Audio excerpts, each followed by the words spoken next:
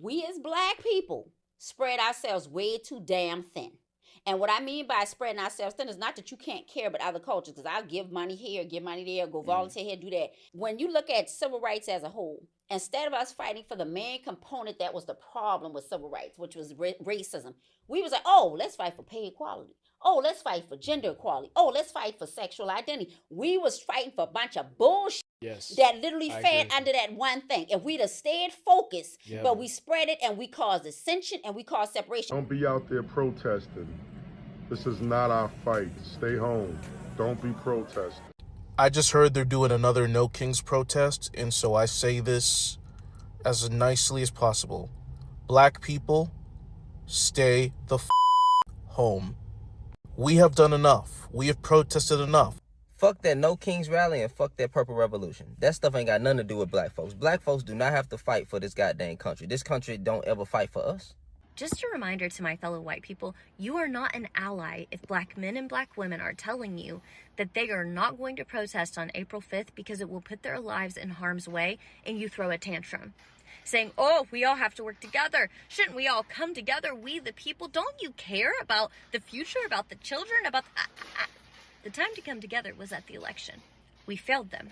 So now, their rest is their resistance, and they are staying home and staying safe as they should, because their lives are too precious to put on the line. And what would cost me and people who look like me getting yelled at or at the worst tear gas, which isn't likely, would cost them their physical lives. And they've already been giving those lives for centuries in this country for all the rights that we enjoy. So it is our... Being a black woman is knowing when the fight is not yours. It is letting America pay for her sins and transgressions. We will not save you this time. Hey, y'all, did y'all know that only a president can inflict martial law? But he needs just cause to do that. But did you also know that only he can take martial law off the table? So that means he can keep martial law on for as long as he see fit. So in 2 years, when we want to vote these spineless ass congressmen out of office and put people in there that'll stand up to him, that's if he lasts 2 years, that he can still say we under martial law. And during martial law, there's no elections going on. You can't do elections during martial law. So he's trying to bait black people to go out there and do violence and protest so he can say, oh, martial law, so it won't be no elections. Then that motherfucker can stay in there forever. In 4 years, he can say, oh, we're still under martial law. That's what he's trying to do. So I'm going to keep putting videos out there and say, black people, stay in the house. The system been doing us wrong for so fucking long, and now the system needs us for violence. It needs our attitude. It needs our violence. It needs us to get angry. So they trying to release people that they know will make us angry. So just stay angry and just stay sitting. Because by doing nothing, we're disrupting this natural flow of America. America is being disrupted. Because without black people doing what we do best, the system is breaking down. And not to mention Trump breaking down the system by his damn self, but it needs us. So we ain't gonna give him what he wants. Release them all. That's all I say. We still ain't gonna do nothing. They'll probably get theirs in the street, but we ain't gonna do nothing. We ain't gonna go out there. We're sitting down and doing nothing because right now we're fucking winning this shit. And we could play the long game. We've been playing this game since America started. We could start this game over again. Why does it feel like there is a full court press to get black people's attention right now? It's coming from all sides. Everywhere I look, it feels like there are people who are trying to get their revolutions off the ground, and they keep coming to black people to get us involved. But then when we remind them that this is not our time, we have a long history of protesting, fighting for civil rights for all people. We've been doing this for generations, and we collectively agree that this is not our time to be at the forefront. Yet nobody respects that. Nobody wants to honor that. Nobody understands where we're coming from. Maybe not nobody, because I do see a lot of people who echo our sentiments and understand why we are saying what we are saying. But the ones who don't are mighty loud, and they're mighty arrogant, if you ask me. People quoting saying that you can't fight for freedom from the comfort of your couch. People saying, oh, you guys are gonna understand when it comes to you. People saying, hey, we know that you guys feel how you feel, but can you just put it aside for this one time? Can you let go of that sentiment for this one time and come back out here? Or people just getting angry, right? Just getting full-blown angry and just, again, laying the problems of society at our feet. I don't know how else to get this message across to anybody who does not understand where the Black community is coming from right now during this administration. This is not normal. We know that. And we understand that they have a playbook specifically designed for us if we get out there and start protesting. The things that these people are doing right now is exactly what they wanted to do in 2020. I believe if he had the power to do what he wanted to do in 2020, he would have also had the sentiment of the people behind him. Because when Black people step out to speak up, it is very easy to twist the narrative and make us the bad guy. Historically speaking, in this country, it has been very easy to do that. So once again, us resting right now, us not being out there right now, is bigger than just not wanting to be a part of the fight. It's more significant than just trying to win this revolution from the comfort of our couch. This is how we protect everybody during a time like this. Because if they were able to use us the way they want to use us right now, it would accelerate our descent into fascism. It would expedite all of this military stuff. It would expedite any and every attempt that this administration would make to send troops to whatever city they wanted to send. But because we are not taking that bait, you guys are safe. So when you come around getting upset at us for not being active in what's going on, when you come around trying to lecture us about how we need to be involved in what's going on, you are not paying attention to what's going on around everybody. And maybe if you stepped back and listened to us for once, you would see that the strategy has changed for a very specific reason. White people, are y'all scared to go in Black spaces? You know, I know a lot of you, and if you're like, is he talking about me? Probably. Are you scared to go in Black spaces? If so, I'm talking about you. I feel like so many white people are scared to go in Black spaces for stereotypical reasons, right? Whether subconscious or not, you're probably thinking, am I safe? Are they just gonna jump me? Like, I don't know what you're thinking. Like, are they gonna rob me? Like, but I don't really know, like, what you think's gonna happen. And I think a lot of you think, well, I'm gonna stick out like a sore thumb. You will. You're the only white person there. How do you think a Black person feels when they walk into a white space? You will stick out like a sore thumb. Of course you will. Well, they look at me baby, they're making sure you're not there to hurt them. See, the difference is you're looking at them through the lens of stereotypes, right? They're looking at you through a lens of self-protection, because Obviously, through history, this country has shown over and over and over again the way it feels about its Black citizens. And it's still doing it today. So maybe when you walk into their space, they're just trying to make sure that they're safe around you because of actual historical reasons, not stereotypes. The magic happens when they realize you're safe. That's when the magic happens. And I promise you it's magic. Hey, white people, let's talk. Sometimes I forget that white people aren't as engaged with Black creators on this app and in the world as I am. So there was something over the weekend that I thought everybody was very well aware of, but I'm understanding that that's not the case. I was talking to my mom today, and she and my brother went to a protest on April 5th to protest Trump and all of the things that have been happening for the last couple of months.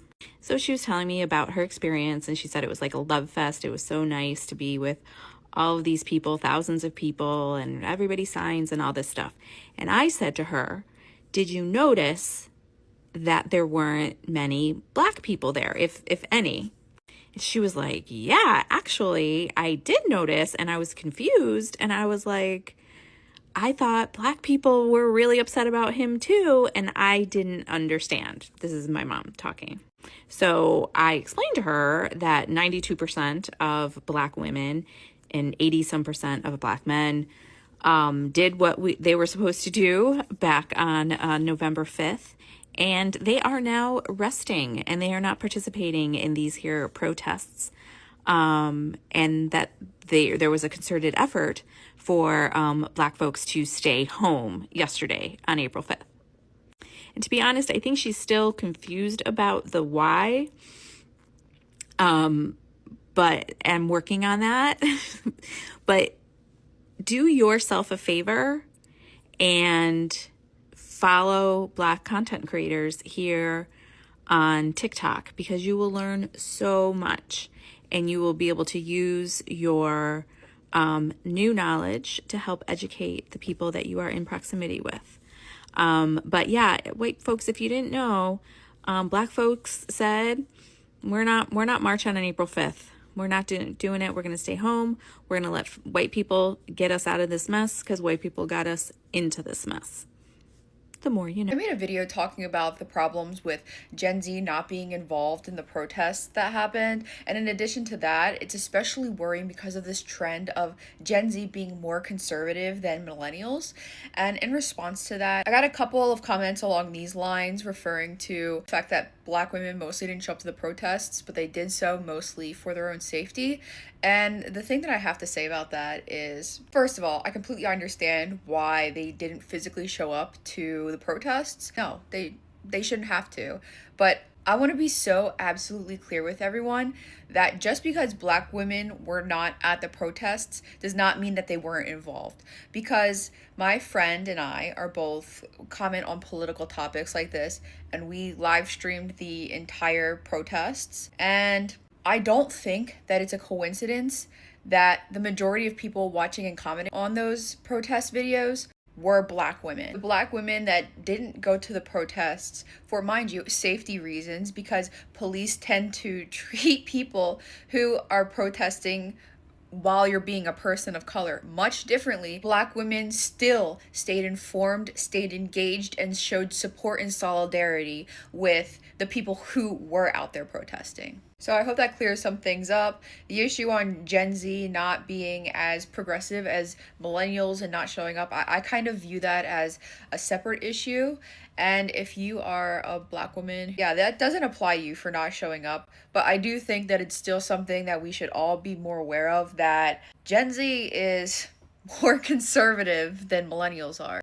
Fuck that No Kings rally and fuck that Purple Revolution. That stuff ain't got nothing to do with Black folks. Black folks do not have to fight for this goddamn country. This country don't ever fight for us. All right? But now, because the majority population here in America is suffering, and a lot of y'all are starving, and what this administration is doing to y'all, right? It's hurting y'all pockets. Now you want to talk about let's come together. For what? Why? You'll be all right? Y'all, some of y'all claim that y'all the superior race and y'all are hey, you got it. Go be superior. You know, because that's a y'all problem. Y'all figure it out. And then all this fear mongering that y'all keep saying, you know, oh, they coming for black folks next. When did they ever stop? Matter of fact, some of you people that was saying that, you know, they're coming for black folks next, you're the same ones that came for us. You're the same ones that talk bad about us online. You're the same one that generalize us and paint us to be, you know, bad and evil and violent and things like that. So why the heck should we care that you're starving now? And that this administration is hurting your pockets and your family is being affected and you damn near about to live on the streets. Should people care about that? No. Hey, whatever happens is going to happen. All right. Until then, I'm eating popcorn and drinking wine and watching this shit burn. All right. Hello everyone. Hi. Wherever part of the world you're watching me from, welcome to my YouTube channel. It's your girl Beryl. And I hope that you are enjoying your holidays. Yes. So let me not waste much of your time. Let's dive right into exactly what you want to talk about, since you have watched the video compilation of exactly what's going on. Black silence is terrifying folks and leaving them nervous. Hey, now they want black people to be involved in all of this, but now who are black people? We are done for. Black people are tired of being dragged in all of that let me not say the word, every day, being dragged every single day. Black people are tired. Okay, they are tired of going through all of this. You had that right. So let us dive right into exactly what's going on in this video compilation. So for generations, we were told to stay silent. Who are we? Who am I referring to? Black people, right? Our voices muted, our truths unseen, and the silence, they found comfort. When we didn't do or react, they did find comfort for many generations. Whenever we didn't speak for ourselves, whenever we didn't say the truth of exactly what they are doing to black people, exactly what is going on in our lives, they never reacted to it. They said that is how we're supposed to be. Black person, that is who you are, black person. But now, apparently, the world is shifting. They now want you, they want us to help them. Hey, you heard that right. Yes, they now want us to help them in all of this. And I really don't know what to say. But what they actually didn't participate was that the silence wasn't empty. It was just black people gathering strength. It was us watching and just waiting. Watching and doing what? Waiting. When we chose not to speak, it wasn't absence. When black people decided not to speak, when black people decided to keep quiet, it wasn't because we were absent. We were present. We were there. It was a signal. It's a warning. It says we are here. Black people are here. Okay? We do remember. And we will live. We will be there and will no longer be invisible. We shall be seen. Okay? The silence of black lies, it's not about compliance. It's quiet power. It's power that is very low and quiet. And for those who thrive in our hush, that silence now leaves them unsettled. It leaves them nervous because something has actually done what? Something has changed. When the silence speaks, it echoes. The walls shake, and you've seen them shaking because of it's just the silence, not even the move, just the silence alone. The ground shifts, and the balance, the old balance that they thought black people were, has tilted. It has shifted. It has moved. So watch closely, because quiet can scream louder than words. Quiet can scream louder than what? Words. And what once lulled them, lured them into safety, now awakens them to fear. Like, they thought that the silence would make them feel safe, but now they're scared. Long time ago, generations ago, our silence as black people, as FBS, those in the States, now awakens them to fear, not of you, not of us. And when black people rise, there will be no silence. When black people rise, my friend, there'll be no silence. Never. This is just a sound of waiting, and it's a hush before the storm. And I know they're listening. So let me just ask you, our generations, our ancestors, those who fought for freedom in this nation, in the world, in the countries that we as black people are in, for generations, they were told to stay quiet. They were told to be quiet and not to be seen. Okay? A lot were just not given to them. And now, all of a sudden, white people are scared of the silence that has been going on for generations. Like, you never noticed. You never noticed? It's been going on. Wake up. I don't know why you want us involved. I feel like even the No Kings, thank God most black people didn't get involved, because it's not your fight anymore. We are done being dragged in everything, always fighting for people's right. But do they fight for us? Do they fight for you? Anyway, that's all I have for today, guys. Thank you so much for staying tuned. Please subscribe and tell me in the comment section what you think about this. Should black people continue staying silent or not? Have a happy holiday. Bye.